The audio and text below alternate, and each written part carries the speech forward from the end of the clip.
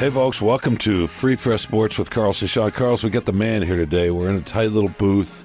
We're surrounded by foam. There's no oxygen in here, so you're not going to be able to talk very long. I won't talk at all. Let's just hand it over to Dave Birkett here in Allen Park. Second day of what? Minicamp, OTAs, minicamp. What do we call this?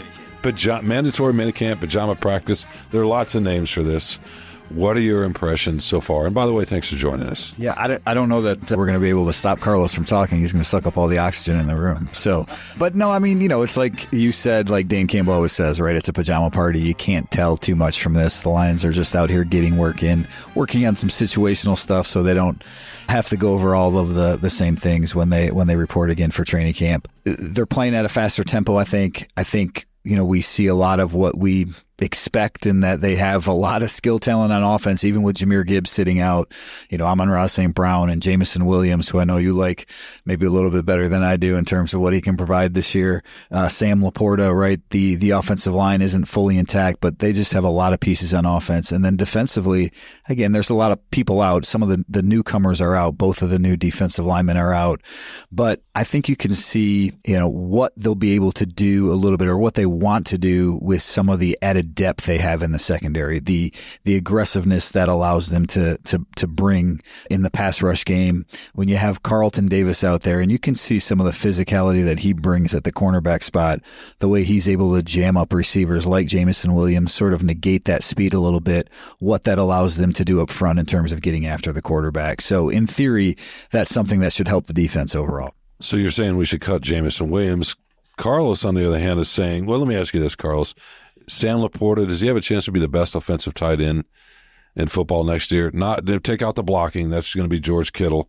But with Travis Kelce, hey, we're going to lay off the personal stuff. With Travis Kelce getting a little bit older, losing maybe half a step, does Laporta have a chance to become the best sort of pass-catching tight end in the NFL? I don't care, but first of all, you start off saying we have the man here, which I'm looking around for Mitch Albom. So, but you know what? 1 and 1A, we will take Birkett. Okay, he's granting us the honorarium check. Will clear soon. Yeah, Laporta. They're going to make him even a bigger part of this offense. Although now he's not going to surprise people, right? They're going to be ready for him. Pro Bowler, the star of Sean Windsor's heart. I think he wrote 1 or 2 hype pieces already this offseason. So second team All-Pro. Okay, yeah. Or not All-Pro as the voters like to look at it, right? Second team All-Pro does not count at all in Hall of Fame voting, right?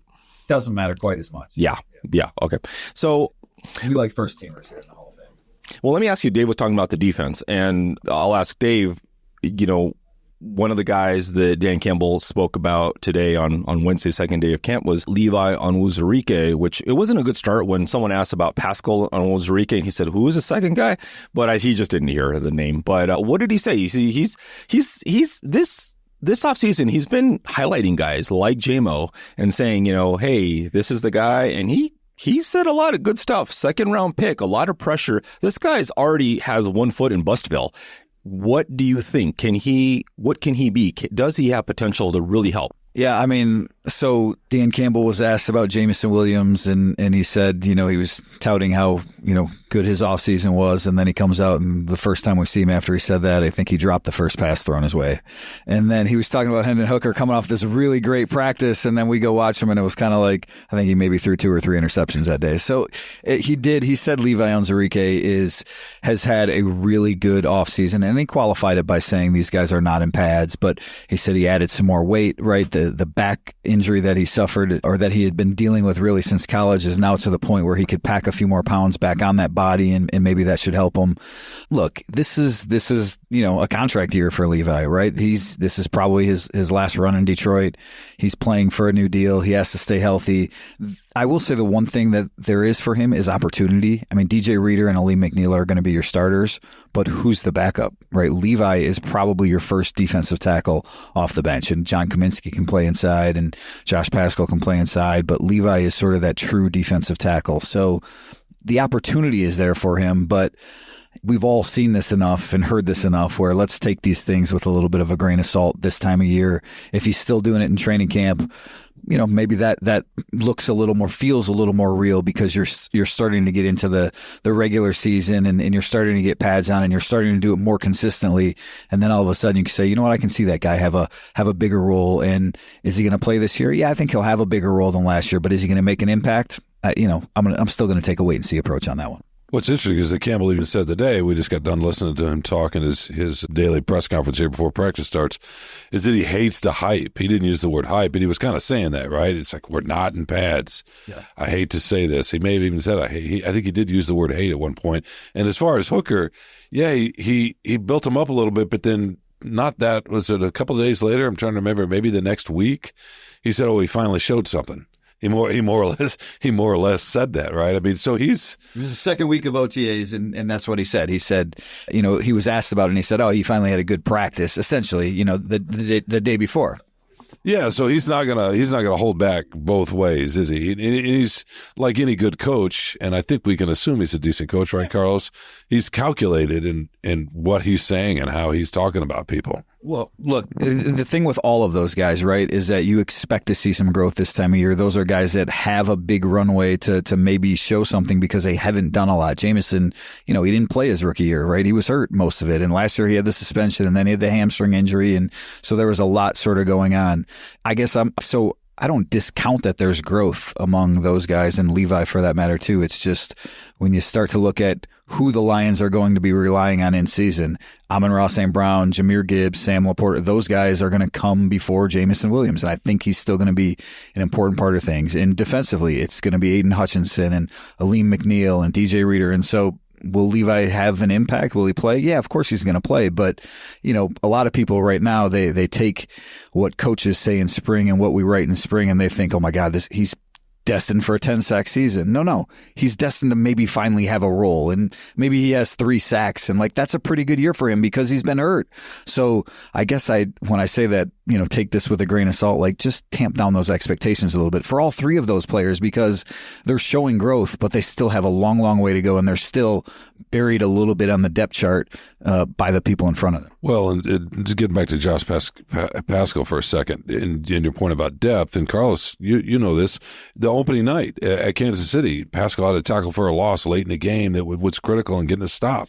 He's not a star player, not a great player. I don't know how good a player he is right now, but that's what you're talking about. That's what the coaches are talking about because you don't have a star at every position. You got to have somebody like Paschal or whomever make a play here and there at some point in the fourth quarter to help you win a football game. You're 100% right. And I would say that the thing that I like most about this Lions roster, they have some top line talent, obviously Sewell and Hutchinson, but it's the depth. I mean, I truly think, and maybe we talked about this a couple weeks ago, I've said this a couple of times, that they would probably be my Super Bowl pick in the NFC right now because I think they have the best roster in the NFC. Like the 49ers have better top line players still, but the Lions are deeper at a lot of positions. And that's what Dan's talking about. That's what you're talking about, Shawn. When you have a Levi that, okay, maybe we can count on him if we need it because inevitably somebody's going to get hurt and we feel comfortable playing him, for 2 weeks and having him be a starter. Well, that's different than a lot of teams where you start getting into your backups and you're like, man, we really got to cover for this guy. So I think that's where the Lions have really separated themselves building this thing under Dan and Brad Holmes is the depth that they've built at just about every position. I want to ask Carlos because you've written a lot about Aaron Glenn and just this defense, just in terms of numbers. Where do they need to get to win those last 2 games, basically at the end of the season that they weren't able to win defensively? You wrote the other day, maybe even you wrote today, where their pass defense ranks, where their overall defense ranks. It's obviously way in the bottom third. It did get a little bit better, but still, in your mind, to complement this, we assume top 5 offense again. I mean, maybe they could take a step back. You never know. But let's just assume they are there. Where does the defense need to be in your mind? You've written a lot about this. You mean like ranking? Yeah. Or I don't know. It's hard to say because obviously their defense was pretty bad last year and they got 4 points away from the Super Bowl. So they don't have to be that much better. But I think it's like what you guys are talking about, contributions at the right time from guys who aren't stars. Just enough to, because Ben Johnson is the bulwark for this team. Everything goes through the offense. I mean, I know you think it's Dan Campbell is the puppet master, Shawn, but it's Ben Johnson. We're going to see a precipitous fall if and when Ben Johnson ever goes down. I mean, Dave thinks it's Aaron Glenn, of course, but Dave Phibb's the key to the whole thing. I don't think they have to be amazing, but I think, to me, something they've always said, something that's sort of been a truism in football, I don't know if it still is, but they used to talk about it, Gunther Cunningham used to talk about it, is the defensive line is the engine of the defense. You put pressure on the quarterback, you stop the run, and that affects everything else. Doesn't matter if you have 10 Randy Mosses getting free, if you can't throw the ball to him, it doesn't really make much difference. So I don't think so, but it doesn't have to be a huge step. A step. The defensive line, I think, is the key. And they have, they keep hyping Terrell Williams, the defensive line coach, as the best ever to ever do it in the history of football, I guess. But is he going to make enough of a difference? And my question to you to Dave about Levi is there's a lot riding on him because he has the potential to be Brad Holmes' most significant bust as the second pick ever, right? I mean, this is a problem, and Jameson Williams, I don't think is headed to Bustville. I mean, I think that Capper JMO might be like a pretty good player, 700 yards, maybe kind of guy, maybe flirting with 10 touchdowns. We'll see. He may be even better than that. But right now, that's good enough. That's good enough to stay in the NFL, right? Levi is closer to leaving the NFL than getting a second contract, probably. But how much big of a black mark would be on? I know Brad Holmes can do no wrong. Nobody ever thinks about the guys he's overdrafted, the moves he's made to move up and all that. He's done a lot of great stuff, but this guy could be his biggest bust, right? So, Shawn, 12:05 p.m. on Wednesday, June 5th, Carlos said something intelligent about, hey, it's about the impact plays and everything. I just want to mark that down because it was really important. Can I just have the mic just for 1 second? I want to give you right back to not only to say that, but in a roundabout way, he acknowledged the truth he's always resisted. He was talking about defensive line. He's talking about Gunther. Building up front. Yeah, building up front. You can have all the Randy Mosses you want, but you can't give him the ball. But he's going through the prism of the defensive line. What he really means, what we're really talking about, is the offensive line. Why are the Lions any good on offense? Dave? Starts up front. So Ben Johnson. So if Penei Sewell leaves, Decker leaves, Frank Ragnow leaves, Brad Holmes leaves, and Dan Campbell leaves, and Ben Johnson stays, what kind of team are they? Yeah, probably not that great. Well, so my point is, 12:05 p.m. He said something really intelligent, right? Like, I thought it was an important, really good point about, hey, it's about 12:07, 2 minutes, and then it was like, this is really, Levi, this huge bust, and it's really telling. Yeah, every GM, nobody bets 100%. Nobody bets 100%. He drafted Ali McNeil in round 3 and Amon-Ra St. Brown in round 4. Both of those guys are probably, without looking at the entire draft, like top 32 players from the entire draft, along with Penei Sewell, who might be the best. So I think he's entitled to, and this is not like whitewashing, like, again, because you can make mistakes in the second round, and whatever. It would have been great if they would have hit on that pick, but I don't think it's this like big thing that's going to be hang a black mark over his tenure as Lions GM that his second pick he ever drafted might be a bust or might not get a second contract in Detroit because the first pick he drafted did, and the fourth pick, and maybe the third pick too. Well, I guess what I'm getting at is he's very sensitive about his misses. You and I, he's pointed at us in press conferences, you didn't like this pick, and you didn't. He keeps the receipts, as Shawn wrote a column, that had nothing to do with him, but talking about the receipts, when we've made, judgments on that. But he's not going to like this, right? I mean, he thinks he's batting 1,000%. Every time you bring up anything about anybody who's like, well, whatever, it's like, well, he's been hurt. Well, he didn't get time. Well, JMO had the, whatever. There's always something. He's sensitive, which is understandable and good. He's advocating for himself, and he's had amazing picks. He's found some nuggets, definitely great picks. But I'm just saying, how will he take this? How will he just not care? Like, oh, well, can't win them all. He's not going to say that. He's going to push back. He won't like this. I'm just saying there's a lot riding, I think, for Brad Holmes in his own personal assessment, how much pride he takes in being a player evaluator. There's something riding for him on this, isn't there? I don't think there's much riding at all on it. What's riding on it? No, his reputation is pretty solidified as one of the best GMs in the NFL, no matter what Levi Onwuzurike becomes or not.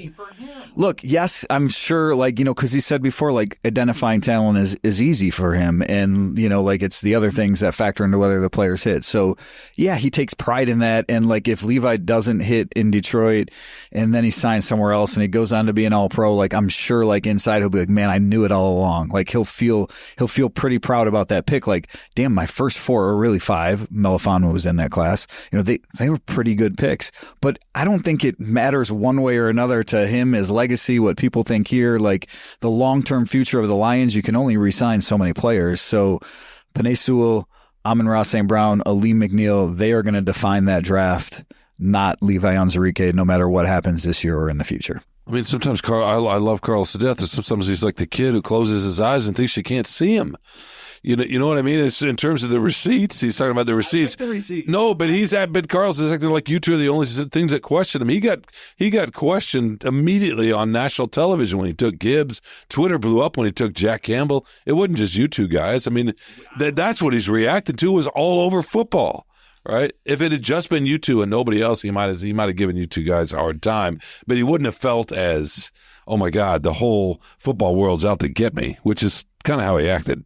Okay, so let me ask you this. If Levi doesn't do anything this year, if he's a flop and they end up releasing him and we have a press conference and we say, hey, Brad, why did Levi turn into a bust? What do you think his reaction would be to that? I mean, he might fight back on the label bust, but I would agree that if he doesn't do anything, that would be a bust of a second-round pick. It's not the same magnitude as a Trey Lance type bust when you take him at number 3 overall. But again, I don't. Yes, he's proud of his record and he's proud of like the players that he picked, but I mean, I don't think that goes any further. Like, to me, it just, I don't mind the receipts, and I don't mind when he says, you wanted this, even though he was wrong about me not liking Penei Sewell. Like, yeah, I like some quarterbacks, but none of the quarterbacks that were there, I never thought they should have taken a quarterback at 7, given who was left on the board. I think he absolutely defends his picks and uses some of those things as motivation. Dan Campbell does too, some of the things that are written. All these players do too. That's part of why they are. But I don't think it matters outside of like this little room or his little room. Like, it doesn't matter to anyone else. He's a really good GM who's hit on a lot of really good players and who's built this team into a Super Bowl contender. And I don't think anything that Levi does, good or bad, impacts that. Okay, last question. We're going to give Carlos the last word. I'm going to ask both of you the same question. By the way, so let's just establish this real quick as an aside. You don't like Jared Goff. You don't like Jameson Williamson. You don't like Brad Holmes or Aaron Glenn. And I don't and I don't like Dan Skipper. No, we're kidding here. All right. Get back to the Ben Johnson. We do this all the time. The bulwark. Is it Dan Campbell or is it Ben Johnson? You're each going to tell why, and then you say why, and then we're going to wrap this up and get out to practice. First of all, Jared Goff has proven me wrong. I don't hate Jared Goff. I never did. I just thought he was a bridge quarterback. Like a lot of people, including a lot of people in the organization. Like everybody thought. Yeah. So, he's proven me wrong, and credit to him. And same thing with Jameson Williams. Like, I'd never hated that pick. I still think he's a really important, part of this offense.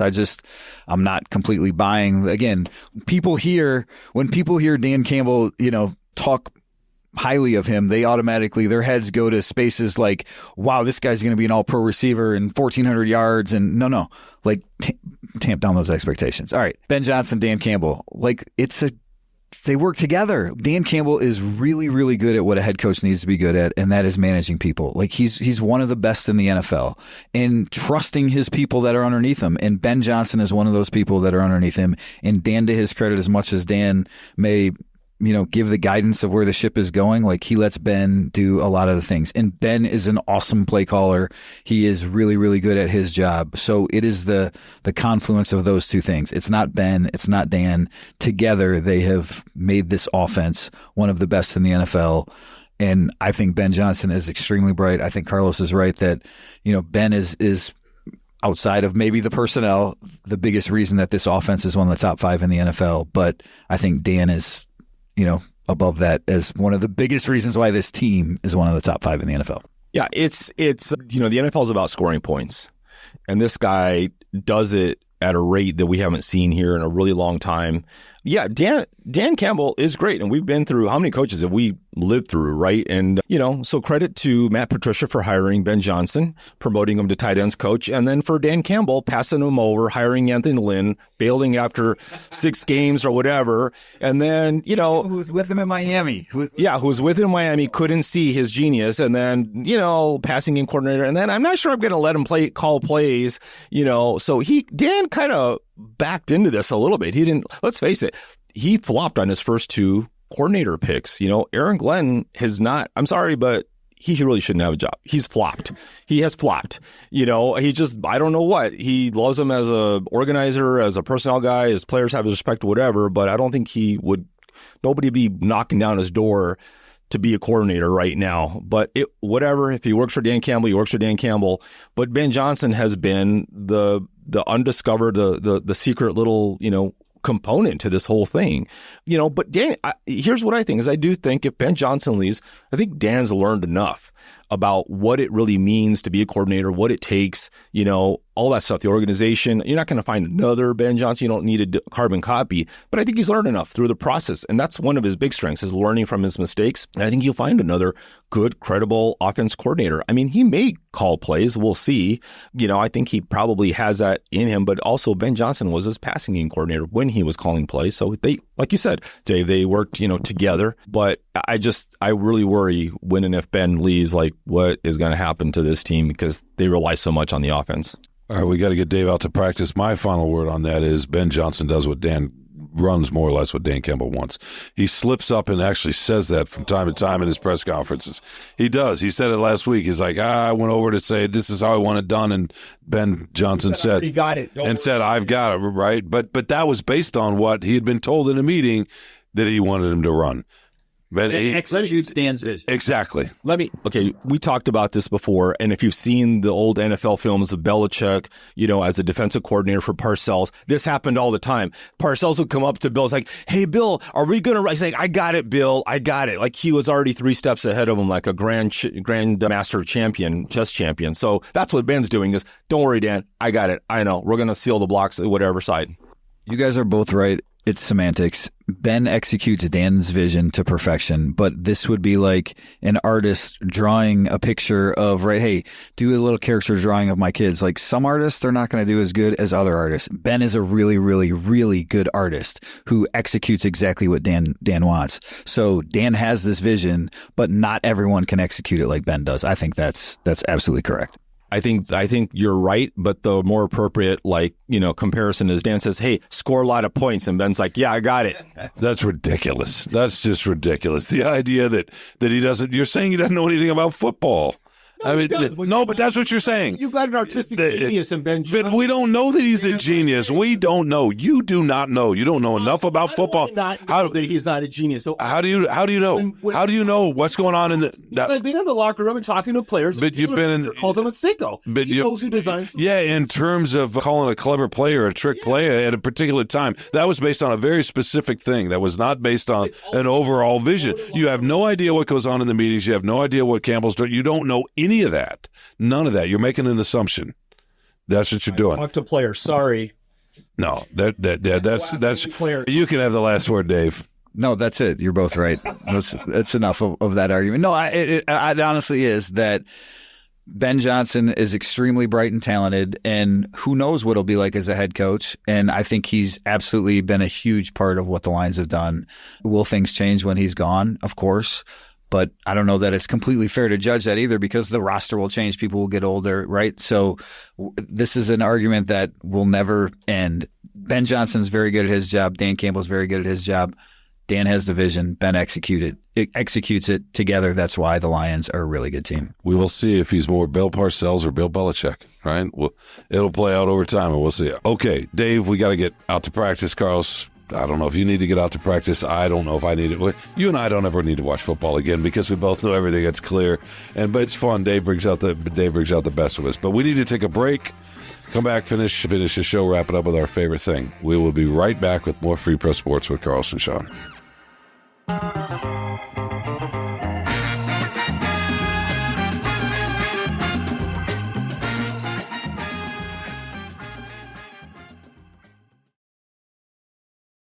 Welcome back to Free Press Sports with Carlos and Shawn. It's that time of the show, the Lions-centric show that we are becoming, Carlos, it seems. I mean, does anybody care about anything else right now? I mean, maybe a little bit in the Tigers. Pistons reset. No. Yeah. Well, we'll get to some of those things later. All right. What's your favorite thing? Have you remembered what it was that was so groundbreaking that you forgot and now you've remembered? Whatever it was, I hope you had fun. Yeah, my favorite thing is kind of weirdly simple, but last week my wife and I were, at home after dinner, and we were working on the some college forms for our kids, financial aid stuff, and it's a pain in the butt to do all this, and we're doing that, and we're talking about the different plans we have for vacation and all the schedule issues and dentist appointments and this and that. And I remember just thinking at the time, this is kind of one of these, the daily grind of life, and that sometimes it gets too much. And I also thought, this is a time in my life, in our lives, where it won't last very long, where the kids are in college and they're still at home in the summer. And it reminded me of one of my favorite poems. Billy Collins was the U.S. Poet Laureate years ago. I think it was under Clinton. And he has a great poem called Osabuco, and it's about feeling contented. And it's a theme that's not common in poetry. Usually there's a struggle and inner turmoil. And this is about, you're in the middle of life and you don't realize how good you have it when things are okay and nobody's in trouble and nobody's sick, and you need to enjoy those moments. And as much of a pain as the FAFSA forum is and all these other things and cutting the grass and scheduling air conditioning stuff, and I thought, you should be happy. We should be happy with what we have and with our lives right now. And I poured myself both of us a margarita. We sat down and we kind of enjoyed the night. So that was my weird little strange daily life, slice of life favorite thing. I love that. And can we expect to see some of that in your writing as we move forward, the contentedness? Absolutely. And I think that's great. And by the way, when you pour yourself a margarita, did you make the margarita? That would be my question. With a mix. So that's fine. But you didn't open a can of some kind that you got up at a local convenience store and just. No, but cans are fine. But no, really good. Yeah, everything tastes good on a plane because you're sitting in a chair at 600 miles an hour, 7 miles up. And it's sort of radical that you're able to do that. So somehow that makes everything taste. It's kind of like when you would come through something at the hospital and you get fed. The food's not great, but it tastes so good because you're just glad that you're on the mend. It's funny how our psyches work like that. I have a couple favorite things, and they're both real quick. We don't, when you get to these days, these practices, I don't want to say it's a grind. It's much more of a grind for the players. We're only here a few days. They're here every day. But in any case, the other day, you and I and another, I call him a colleague. We don't know him that well, but he's around. It's just somebody else that covers the Lions who's also, like us, a movie, TV person. And we just had a fun little conversation about movies and lines and kind of going back. And we took, maybe 10 minutes. We're getting ready to write. We just took a little quick break. We're out of practice, in the middle of the day. So this 10-minute conversation about movies, and then you get ready to write, and you get right back to work. And it's like an old water cooler moment or something. We don't have a lot of that anymore.